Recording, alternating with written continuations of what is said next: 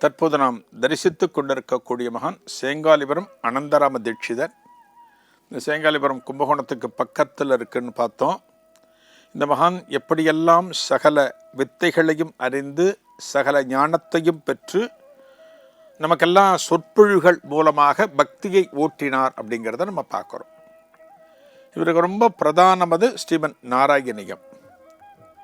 இவருக்கு ஒரு முறை ராமபிரான் கனவுல வந்து, நீ எல்லா இடத்துலையும் உபன்யாசம் பண்ற, என்னோட கோவில் இருக்கக்கூடிய திருப்பறையார் அந்த கோவிலுக்கு வந்து ராமாயணத்தை பற்றி உபன்யாசம் பண்ணணும் அப்படின்னு ராமபிரான் இவரோட கனவுல வந்து சொன்னாராம். திருப்பறையாறு அப்படிங்கிறது திருச்சூர்லேருந்து சுமார் 24 கிலோமீட்டர் தொலைவில் இருக்கு. திருப்பறையாறு இந்த பக்கத்தில் பார்த்தோம் அப்படின்னா ராமபிரானுக்கு, லட்சுமணனுக்கு, பரதனுக்கு, சத்ருகணனுக்கு எல்லாருக்குமே தனித்தனி கோவில்கள் காணப்படுகின்றன. அந்த திருப்பறையாறு கோவிலில் 9 நாட்கள் ராமாயண உபன்யாசம் பண்ணினார் சேங்காலிபுரம் அனந்தராம தீட்சிதர். நித்தமும் பார்த்தால் பல்லாயிரக்கணக்கான பக்தர்கள் கலந்து கொண்டு அவரது உபன்யாசத்தை கேட்டார்கள். சிருங்கேரியில் இருக்கிற பீடாதிபதி ஸ்ரீ அபினவ வித்யாதீர்த்த சுவாமிகள் இந்த உபன்யாசத்துக்கு வந்திருந்து உக்காந்து கேட்டு சேங்காலிபுரம் அனந்தராம தீட்சிதரை கௌரவம் பண்ணி அவருக்கு ஆசீர்வாதம் பண்ணினாராம். அப்படின்னு பாருங்க, ராமபிரானே இவரோட கனவுல வந்து என்னோட கோவிலில் வந்து நீ என்னை பற்றி பேசு, ராமாயணத்தை பற்றி பேசு, நான் அதை கேட்கணும் அப்படிங்கிறாராம். நடமாடும் தெய்வம் காஞ்சி மகா பெரியவர் நம்ம அத்தனை பேருக்குமே தெரியும். காஞ்சி காமகோடி பீடத்தில் வந்து 68வது பீடாதிபதி. அவருக்கும் சேங்காலிபுரம் அனந்தராம தீட்சிதருக்கும் ரொம்ப நெருக்கம் உண்டு, ரொம்ப பழக்கம் உண்டு. சேங்காலிபுரம் அனந்தராம தீட்சிதர் எப்போ மடத்துக்கு வந்தாலுமே அல்லது மகா பெரியவா இருக்கிற முகாமுக்கு வந்தாலுமே அவரை வரவேற்று உட்காத்தி வச்சு கௌரவம் பண்ணி அவரை கொஞ்ச நேரம் பேச சொல்லுவர்.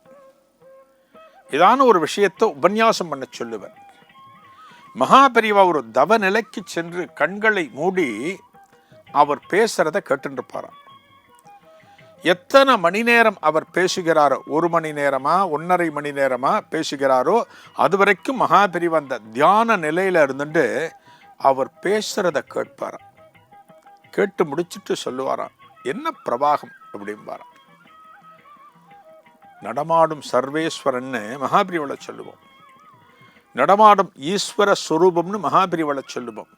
அந்த மகான் பாராட்டுகிறார் சேங்காலிபுரம் அனந்தராம தீட்சிதரை, என்ன ஒரு பிரவாகம் அப்படிம்பாராம். கடவுளுடைய அருளை, தெய்வத்தினுடைய அருளை பரிபூர்ணமாக பெற்றவர் சேங்காலிபுரம் அனந்தராம தீட்சிதர். இவர் பல இடங்களுக்கு உபன்யாசம் செய்ய போவர்.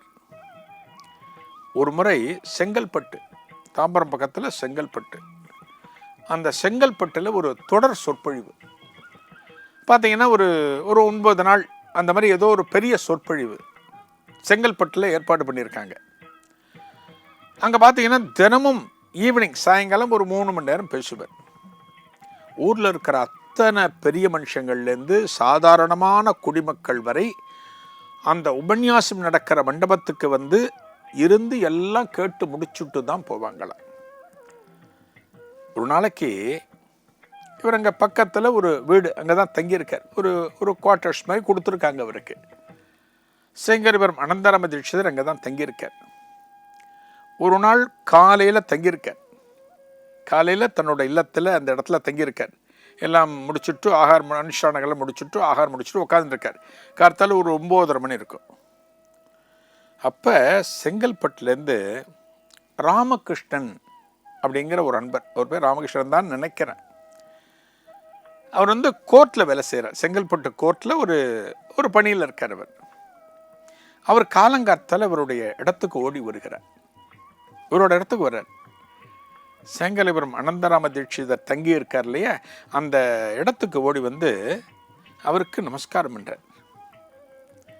நமஸ்காரம் பண்ணி எழுந்து நின்று அவரை பார்த்து கையெடுத்து கும்பிட்றார்.